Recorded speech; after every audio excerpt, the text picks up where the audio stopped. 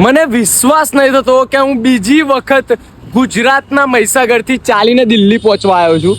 આ ગુડગાંવ વાળો રસ્તો છે મેઇન. અહીંયાથી પંચગાંવથી આગળ આવી ગયા છીએ આપણે. લગભગ ગુડગાંવ 15-20 કિલોમીટર હશે.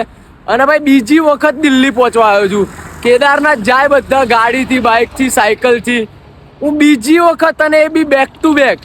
જેમ આરસીબી 2 વખત ટ્રોફી જીત્યું ને, એમ આપણે 2025માં કેદારનાથ ગયેલા ગુજરાતના મહીસાગરથી ચાલતા. અને આ વખત પણ ગુજરાતના મહીસાગરથી ચાલતા કેદારનાથ. ખાલી ફરક એટલો કે ગઈ વખત આપણે 1700 કિલોમીટર ચાલીને પહોંચ્યા હતા. આ વખતે 2200 કિલોમીટર પ્લસ ચાલીને પહોંચશું. કેમ કે ગઈ વખત આપણે સીધા આવ્યા હતા.